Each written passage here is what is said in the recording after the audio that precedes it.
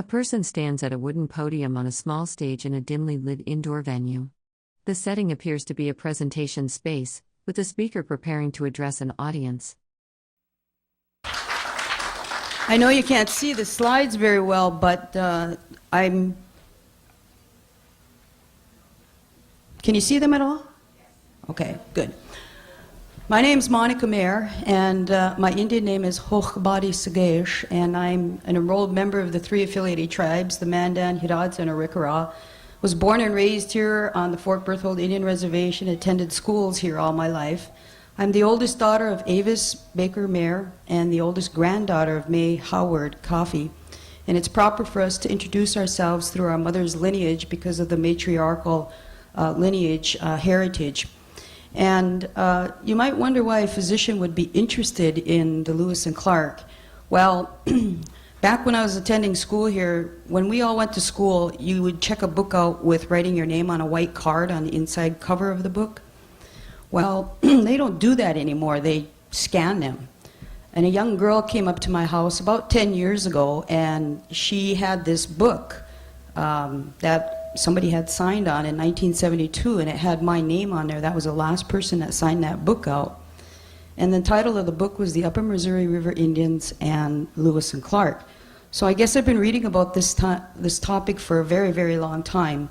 And I became very interested in my personal history and bought every book I could get on the 3 affiliated tribes. And we are intimately tied with the Lewis and Clark. It's hard to separate us. So then, of course, I got all the journals and read the journals. In fact, I have the Gary Moulton edition, the one that's like $3,000 that I don't let anybody touch and I'm very obsessive compulsive about.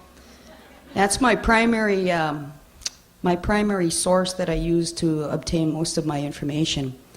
But, you know, books are wonderful things because they can change our lives, and I think young people don't read as much as we did here in this room because of their access to computers and so forth. But certainly my medical books have changed my life dramatically, but also I think the Lewis and Clark as well has, as well as just understanding my personal history, which, you know, I do every day as a physician here in Newtown. And when I left here in 1978, I couldn't decide what I wanted to be when I grew up, so I got an Associate of Arts in Education, or Business and Management.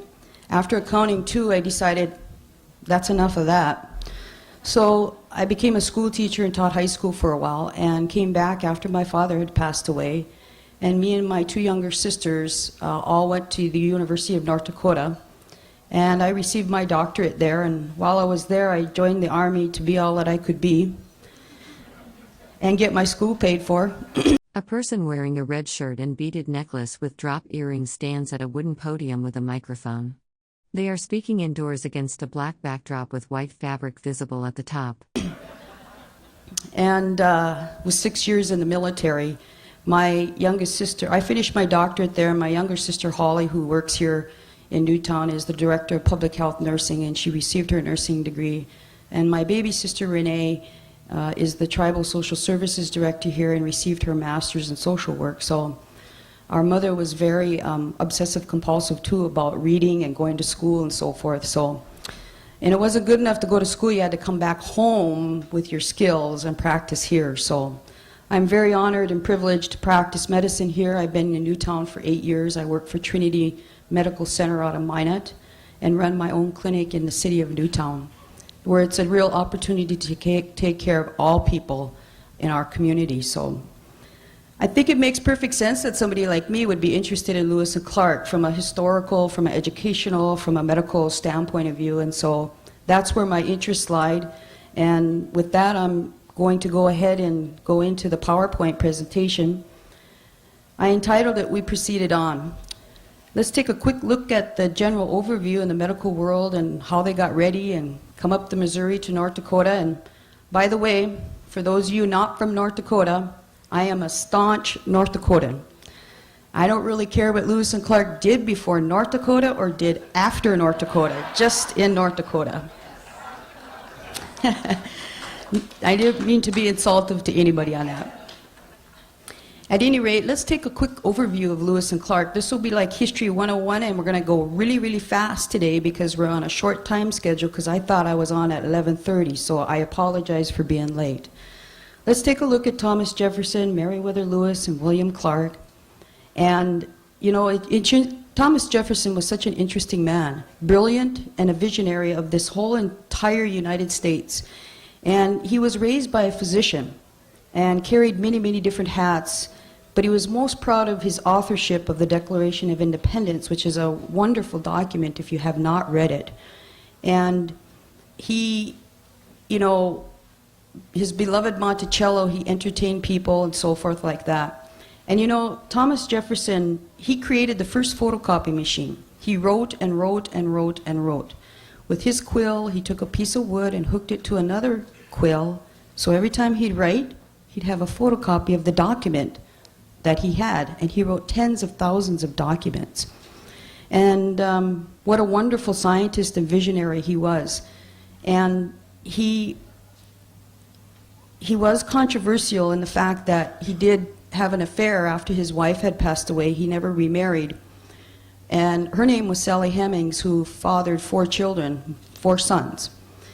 And a person in a red shirt with a beaded circular emblem stands at a wooden podium with a microphone, looking downward while holding papers.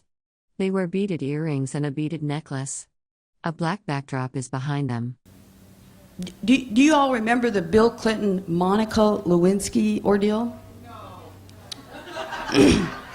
I really loved my name Monica until that Monica Lewinsky went and blew it for all of us. You know, had Thomas Jefferson in his time had the media and the newspapers and the radio and so forth, his legacy may not have been what it was, you know, today, had that been available in his time. But Congress knew about it, and they persecuted him for that because it was a very big issue of his time.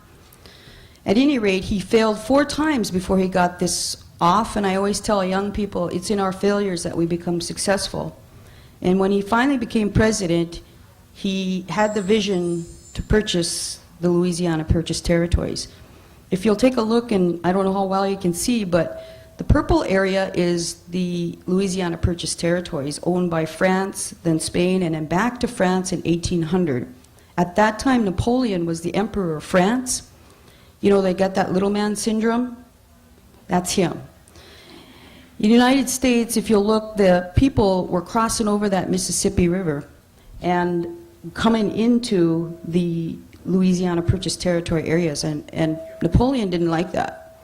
And so he gathered 28,000 soldiers to come across and stop those colonists and build a new Vive la France and a new world power, because he wanted to be the emperor of the world, not just France, but the world. Now just look at that. If he'd had those 28,000 soldiers reach New Orleans, we're sitting on what would be French territories.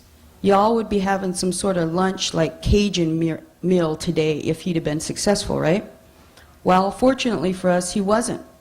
He put those 28,000 people on ships, and just imagine what that had to be like. And they got to the south tip of Florida, where one of their territories, Santo Domingo, was a rebellion going on.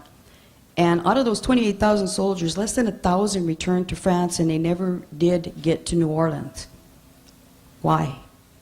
Not weaponry, smallpox, malaria, yellow fever. So disease sets the stage and changes the course of history. And it's a very interesting story.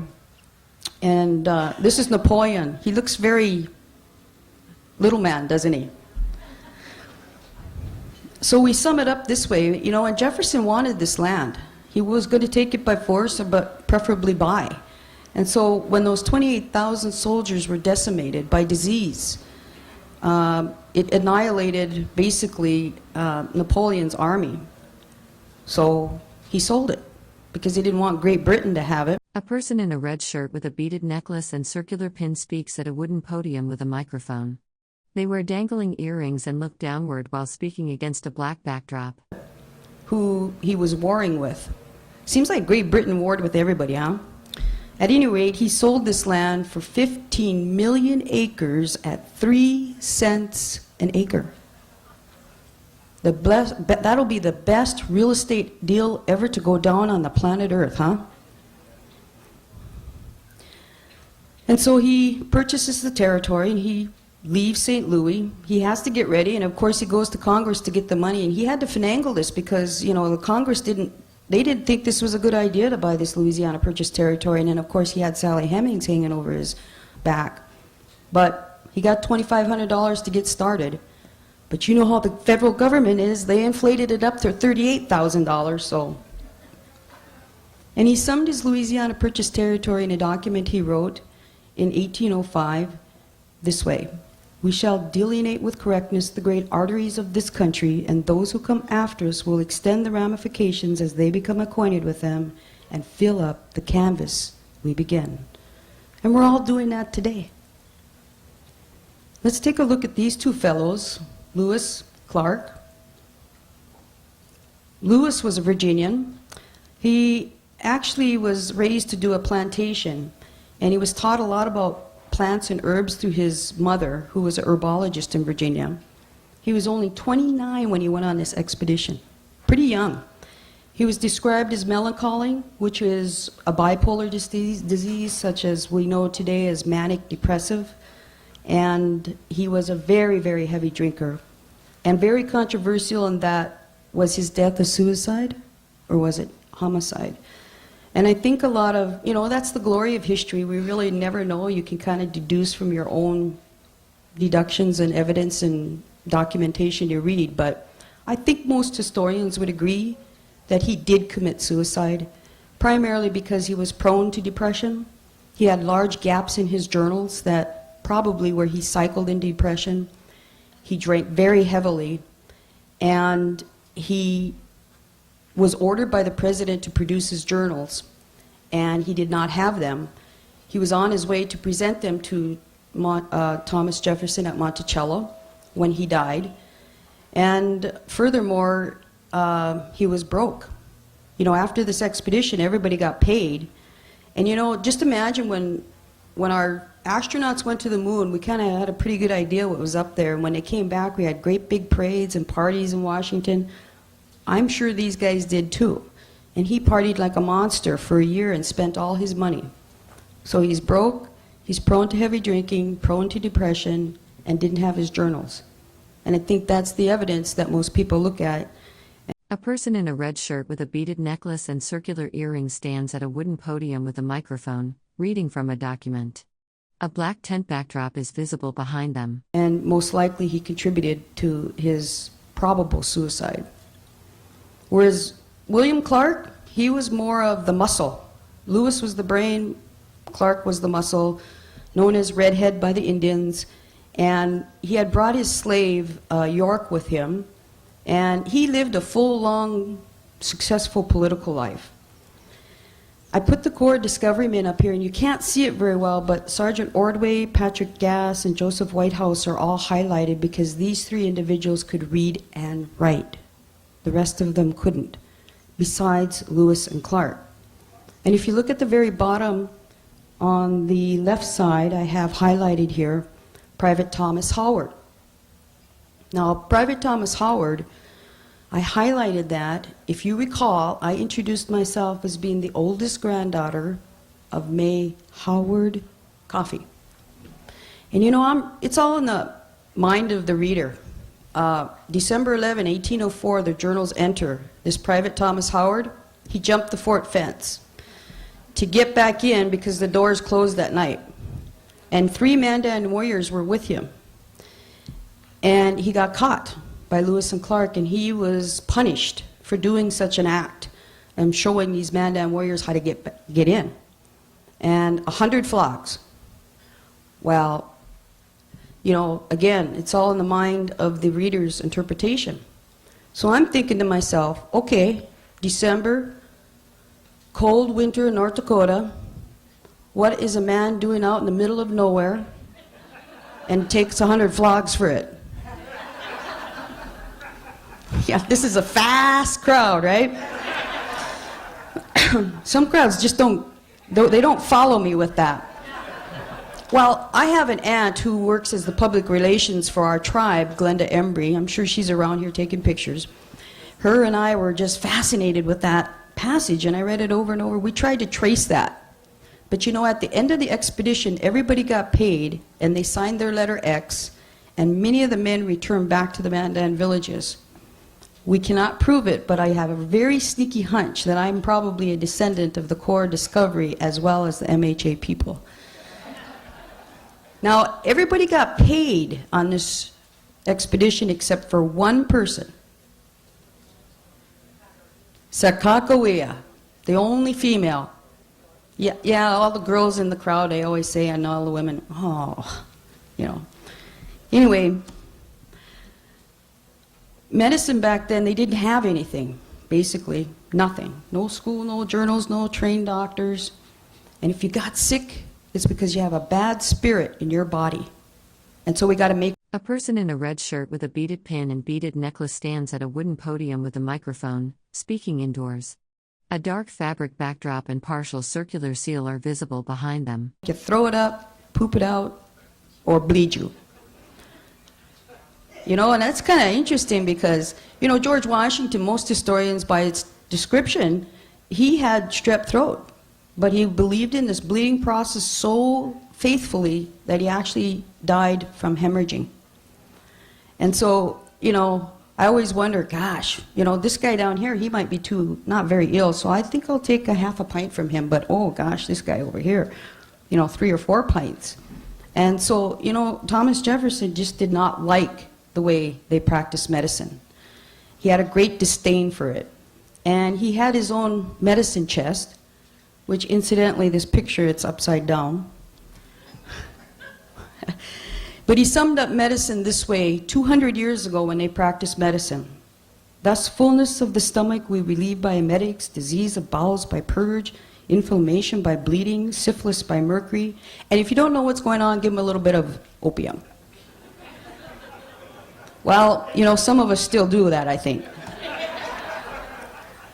Now, the Army didn't know much more. They didn't have any doctors and lots of diseases and, you know, poor hospitals, but they knew about fevers, and everything was called a fever. Camp fever, yellow fever, jail fever.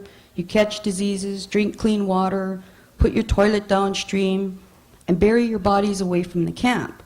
But they did not know about bacteria and basic hygiene, diet and nutrition, and preventive medicine that were just starting to kind of really try to grasp now in the new millennium.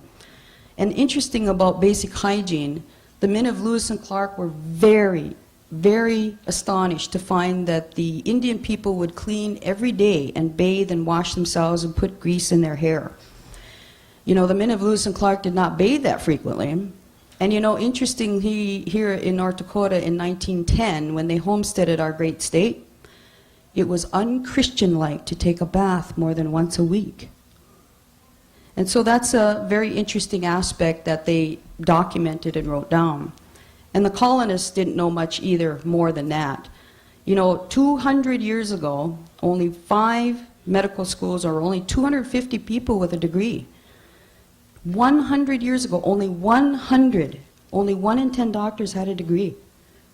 You wouldn't even think about coming to see me if I wasn't through medical school with a residency trained and board certified and years of experience, you know. You wouldn't. So we've come a very long way in a short distance. Now, just imagine yourselves getting ready for this expedition. What are you going to take? I see Dr. Nordell's in the back, and her and I go to the Caribbean once a year. Ask 2 women to pack for 10 days. A person wearing a red shirt and beaded necklace speaks into a microphone at a wooden podium. They hold a document and look to the side. A black backdrop and white fabric canopy are visible behind them. Hello. Try packing for 2.5 years. What are you going to take? And you don't got no doctor. So, you know, Jefferson had to consult with Dr. Benjamin Rush, who by the way, did have a degree. And he was one of 5 doctors that signed this Declaration of Independence. And he carried a lot of titles, you know. He was one of these, the bleeder, they called him. You know, he'd go around cutting everybody and bleeding them because they have a bad spirit in their body. And he wrote 10 healthcare commandments, and I put them up just the way he had them. Flannel worn next to the skin, especially in the winter. Always take a little raw spirits after being very wet or much fatigued, and as little as possible at any other time. When you feel the indisposition, fasting and resting, diluting drinks for a few hours, take a sweat, and if causative, take purge of 2 pills every 4 hours until you operate freely. All right, we got to stop for a second here. They didn't have pills back then. Dr. Rush created a pill, and if you've ever had a yogurt-covered peanut, that's what they look like. Kind of these big, round, white nuggets. If you went downtown to our local, drugstore, bought a box of X-Lax, took that whole box at one time, that would equal one of Dr. Rush's pills. It was made of jalap and calomel, a little mercury, and another ingredient. So this crowd can understand that concept of the potency that these pills had. And again, it's in the mind's reader again. Just think, those poor guys, if you imagine yourselves as being the men on the Lewis and Clark Trail, you got to go up the Missouri. It's hot because you leave in May, and it's, June, July, August. There's mosquitoes and flies, and you're sore, and you're tired, and you're only eating meat with flour and salt pork and no fruits and vegetables. You got boils and dysentery and scurvy. And you go up to Captain Clark and you say, "Oh, Captain Clark, I don't feel very good." And so he says to you, "Here, take a Dr. Rush's pill." Boy, those poor guys, they must have pooped all the way up the Missouri and all the way back down, huh? Unusual causativeness is often a sign of disease, and when you feel it, take 1 or 2 of the pills. Where salt cannot be had with your meat, steep it a day or 2 in common lime. Difficult prizes, eat sparingly, more safe to your health. Wash your feet with spirit when chilled, and molasses with your drinks, shoes without heels, and lay down when you're tired. I cataloged all the medicines here and listed all of them by name and how much they took. A person in a red shirt with a beaded necklace stands at a wooden podium with a microphone, reading from a document. A black backdrop and partial seal are visible behind them. We still use a lot of these medicines today. And take a look. There's 50 dozen of Dr. Rush's pills for $5. $90.69 for 29 people for 2.5 years. Today, if you got sick, I gave you an antibiotic, Augmentin, for 10 days, $120. One person, 10 days. That's inflation on medicines. Up there it says 4-penis duo, and I had gone through each one of these to figure out what they utilized them for. Well, they had it looks like a pen syringe, and the men had pretty rampant venereal disease, and they would insert this pen and inject mercury in there for the STDs. And the men in the crowd always go, "Ooh," and the women look at him and, "I don't feel sorry for you." So here you go. You're men on the Lewis and Clark Trail. You got to gather all this information, and you're going up this river. It's hot. You leave at 5 every morning. You're only eating 9 to 10 pounds of meat a day with no fruits and vegetables. You got scurvy, boils on your skin because you don't have the proper vitamins. And you enter North Dakota in sad, pitiful, poor shape. And you meet a well-known group of people, the Mandan, Hidatsa, and Arikara. 2 Mandan villages and 3 Hidatsa villages. Each, one had about 4,000 or 6,000 people. No flushing toilets, and matrilineal primarily. And in North Dakota, it's located at these sites here, a little bit south of our reservation. And incidentally, smallpox hit in 1837 after Lewis and Clark left. The villages were burned down to the ground. Chief Forebears died July 30th, 1837 from smallpox. Our casino and our bridge are named in his honor.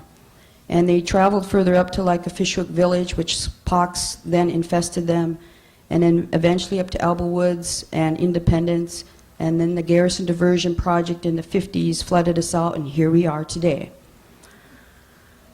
This is a beautiful picture that I'm sure you can't see, but George Catlin painted us in 1833, 32, 34. And this is a picture of Sakakuia's village and how grateful we are for the picture to see what we look like, how we lived, how we dressed.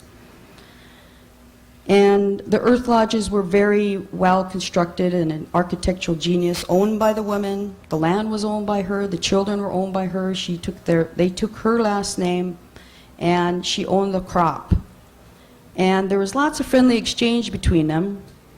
And, you know, just to say hello to one another, you know, there was Mandan's language, Hidatsa, there was Arikara, there was Shoshone, there was French, there was English. A person in a red shirt with a beaded necklace speaks into a microphone at a wooden podium. They hold papers and wear a circular badge on their chest. A black backdrop and white fabric canopy are visible behind them. English, so just to say hello had to be a very difficult process to do. And Black Moccasin, 30 years later, when George Catlin was painting him, said, "Please say hello to Redhead, my friend." And they remembered that 30 years later. I thought that was very interesting. And this is Chief Forebears. He was just a boy when Lewis and Clark came. And White Coyote was one of the principal chiefs at the time. And there was, again, like I said, lots of friendly exchange. And here's a picture of the replica of the fort down in Stanton, Washburn area. And I looked at that and I thought, wow, that's a big tall fence that Private Thomas Howard had to jump. In the Earth Lodge, they're very well constructed, and we're very famous for these architectural geniuses designed by the women. And there was a child that had an abscess on his back that a mother took to the men of Lewis and Clark, who made a scalpel, amputated his toes. The mother was so grateful, she carried 100 pounds of corn on her back to thank him. And that soup was turned into corn soup, vitamins and minerals, rich in many, many sources. And so there was lots of friendly exchanges that went on there, including the assistance of Sakakuia delivering her child. And when they entered North Dakota, they were pitifully poor, health, scurvy, boils. And when they left in a perfect state of health, according to this document he wrote. And for the sake of time, I'm going to end my PowerPoint with not only plants did we share, and other contributions of sweats and the corn, but also the daily bathing and medicinal herbs and plants that we utilized that were so fascinating, that led the door open for, besides bleeding people, to utilize the plants and herbs that we use today. And I think that's how they survived, and I'll end it with this. They made an 8,000-mile journey. It was more than a well-stocked medicine chest. It's my personal opinion, it was their devoted attention to healthcare that contributed most to the success. And their diplomatic success is how they devoted healthcare and attention to the Indian people as well. 200 years ago, Lewis and Clark arrived here and met our ancestors here in North Dakota. And they met the well-known group of people, the Mandan, the Hidatsa, and the Arikara, whose way of life would be recorded by many, and they shared their ideas, their foods, their medicines, and knowledge free. A person in a red shirt stands at a wooden podium with a microphone, holding papers. They wear a beaded necklace and circular earrings. A black backdrop is visible behind them. With the core in a spirit of cooperation, peace, and mutual productivity. If two cultures could do that 200 years ago, most certainly we can do it once again today. My name is Good Medicine. Thank you very much for listening to me, and thank our ancestors, for I'm sure they are all with us today. And I'll conclude my presentation with "We proceeded on." Thank you very much. Thank you, Dr. Mayer. Thank you very much. Unfortunately, we have run out of time for Dr. Mayer. But to let her, and get the mic still on. All right. To allow you to answer your questions that I'm sure you have for Dr. Mayer, we will set her table up outside of our Ten of Many Voices to the left there, and she can have a more of a one-on-one conversation with y'all if you have further questions about the medicines of the expedition. or further on her program of her PowerPoint. Coming up next, we have gentleman Fred Baker, who's going to be talking about Mandan Hidatsa culture and history, and that'll be here in about 10 minutes. So please allow us to gather Dr. Mayer's stuff and bring it outside. A person wearing a beaded vest stands at a podium with a microphone. The background is dark, and horizontal architectural elements are visible at the top of the frame.